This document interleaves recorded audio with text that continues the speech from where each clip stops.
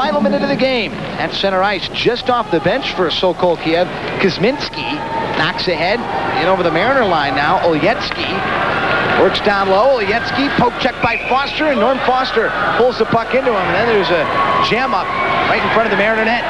Olyetsky and Montanari. Montanari cleared him out of there.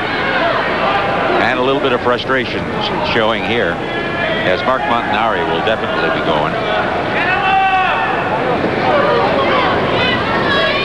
Mark Fawcett is a native of Springfield, Massachusetts. Mariner fans familiar with Fawcett, as he calls the cross-check. A lot of American Hockey League experience, and now he's seeing most of his action up in the National Hockey League as Mark Montanari sits down in the penalty box for the Mariners with just 46 seconds left to go.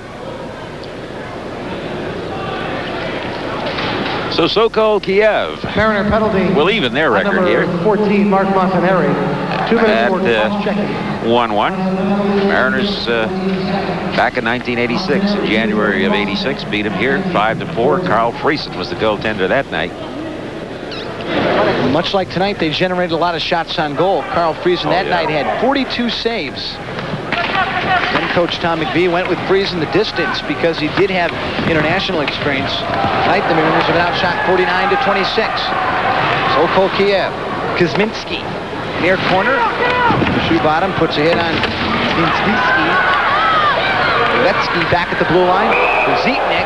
Oh, we almost had Zitsky really went after Shoe bottom with the stick. The Shoe roughed him up. He swung the stick at him. A wicked two-hander and missed. See what Fawcett will call here, as things get real chippy now. Olyetsky had a few words with Gord Cruikshank.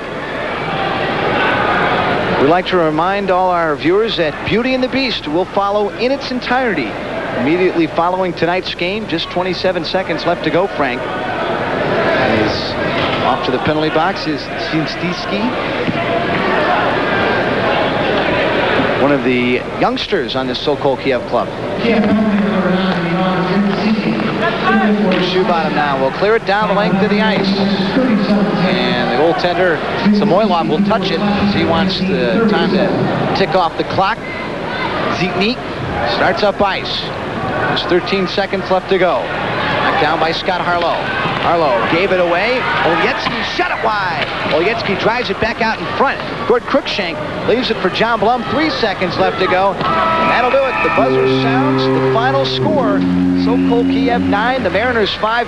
The final shot on goal total is, Frank, 49-26, favoring Sokol Kiev. Yeah, that'll tell you what this is all about. Sokol Kiev with 49 shots on, winning this one 9-5.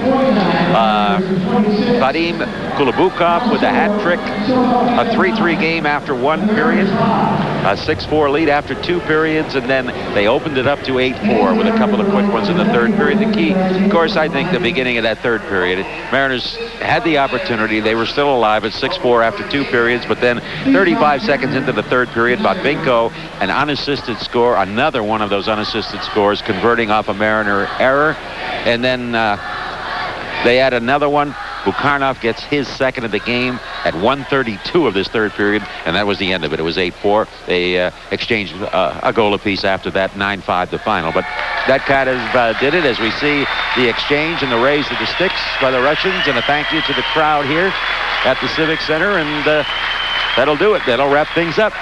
Mariners get 2 goals from Ray Neufeld, 2 goals from Bob Beers. First chance of international hockey for some of those guys, Frank, and Bob Beers looked pretty good. He sure did.